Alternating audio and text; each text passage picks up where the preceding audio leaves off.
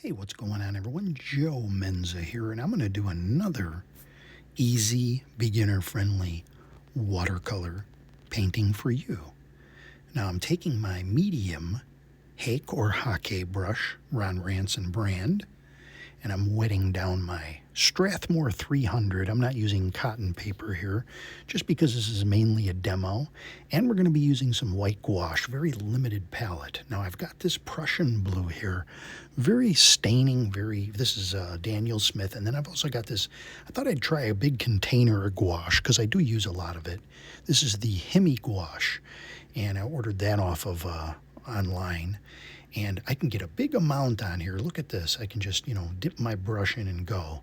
Now, I'm applying this to the entire sheet of paper. You can use China white or, whatever white maybe you have on hand. But for me, this helps if you're doing like a winter scene and you want to do a little more of a pastel color. This really helps. Now, I know they say not to use white. But that's for leaving the white of the paper. We're kind of doing this for effect here. Now, when I dab in, you can see here close, when I dab in this Prussian blue, it has a really neat effect because the white's already on the paper. And it doesn't really matter if you use like a less expensive, sort of a wood pulp-based paper. You can get this effect. Your miles may vary just depending on what paper you use. And you can throw a little purple in there. You don't have to here. I'm just showing you. This is, I think this is Amethyst Genuine from Daniel Smith. And if you wanted to get a little purple, a little more color in there, you didn't want to go so basic on the palette. Because I'm using the Prussian blue, and then I'm going to use a little Payne's gray just to darken it up. Payne's gray or neutral tint. If you don't want it dirty looking, then you can go with a neutral tint. So you can see here I got a little bit of purple just to kind of warm that up a little bit. But this is meant to be a cool winter scene, easy. Now I'm coming in here again with another brush full of the white. And I can dab that on top and blend that in. Now you can leave a little of the white of the paper, and you can go on top. We're not trying to make clouds necessarily with the gouache.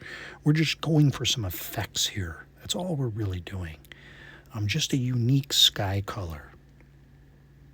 So I'm just playing a little bit here. I'm just coming up with this sort of a kaleidoscope effect in the sky. And I'm just, doing something interesting, let's put it that way. And then I'm blending a little at the bottom here just to get my horizon line prepped. And I'm going to put a little white in here. Now, you can leave this blank, but to me, I'm using this as a little bit of a guide. This is where my snow's going to go. And then I'm going to kind of blend that in. Now, I'm going back into the Prussian blue. I do have a couple other blues next to that on here. I have ultramarine blue. I have the purple there. And if I get a little of that on my brush, I'm not going to complain too much just because this palette of my Daniel Smith is small. But I do want it just to be good and dark. So I'm using it pretty straight and just whatever little bit of moisture's on the brush. Now these dabs here, using the ends of the bristles, is supposed to be foliage. And again, this will make more sense shortly. Now if I dab into my white, see, and I go around that, it looks like snow has fallen on the branches of these trees. Now if I was doing this and I wasn't doing a video that was short, I'd probably maybe let that dry in between, break out the hair dryer. But to show you here, I'm going really wet and wet. So I am going to lose some of that white in the process because the paint behind it is. Even if you do it this way, though, once it dries, you can go in with your brush and dab in fresh spots of snow. So it's supposed to look like snow is just accumulated. And what's really neat, if you do what I did, I should have put a picture up of this. I could at the end. I did like 3 of these together on my wall, and it made like a nice set for a winter scene. Like, not a collage. I guess what would you call if you had like 3 paintings together that were all similar? I know a lot of people like to mix and match. But now you see, if I take this white and I drag it from the blue, I create this sort of shadowy or drifty. It looks like the snow is drifting. And so now I'm just dabbing in some more whites, just playing a little bit. See how when you get in close, you're using the ends of those bristles, see? And you're dabbing in, and you're just touching enough to make little dots. I'll show you another way to make dots in a minute. So we see we left some white area. It looks like snow. I think it looks like snow. I mean, that's the thing about watercolor is you leave the white, and that's supposed to be your snow. But I think it works. So I'm just dabbing in some more white. Again, I can dab in more blue if I don't have enough dark to put the white on top. I can always go in and dab in some more blue for darks. And you'll notice I got a little bit of purple in there. Now I'm taking my plastic palette knife. You can use a credit card, your fingernail, and I'm scratching in.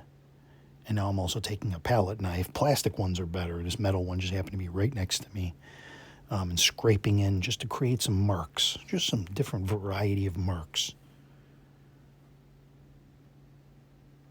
Just show you up close now, and then in with the rigger brush. This will be the only other brush we use.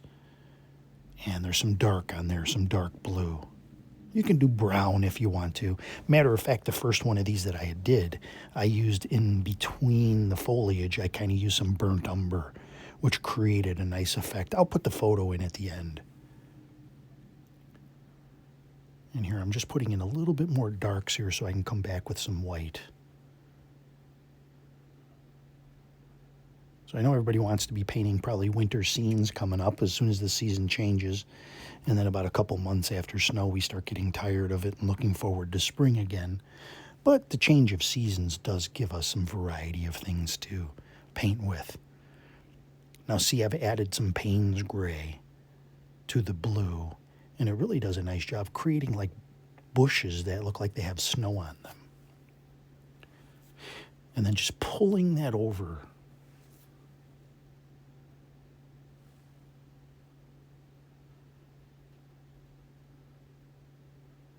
Now, I did do some quick edits on this video just so you weren't waiting while I was doing things with the brush. But here I've decided, probably a little boring without putting maybe a couple little figures in here. Maybe a couple people out for their date on a walk or something. And this is just going to be super basic. You don't have to do this if you don't want to. But two people walking in the snow, and then do a little something to anchor them underneath. Try to put a couple legs on there. I may play around with this more later, but I think maybe rub that in with your finger. That's probably, I don't know if that looks correct with the shadow. We'll come back to that. Here is the gouache. Dip it in my jar here with some white on it. Now this is a toothbrush, and you make a nice wet mixture here, and you can flick this, and you can see the little dots coming off. That's the other way I wanted to show you to make snow and effects. But it only works good against a dark backdrop. And a lot of them will vanish. They'll just kind of fade. And you'll be left with the heavier ones. So let me fix these figures here. I think it'd be better if I went off this direction. Maybe a couple people out on a first date or something in the winter. First snow together. Just something interesting. Give it a little story.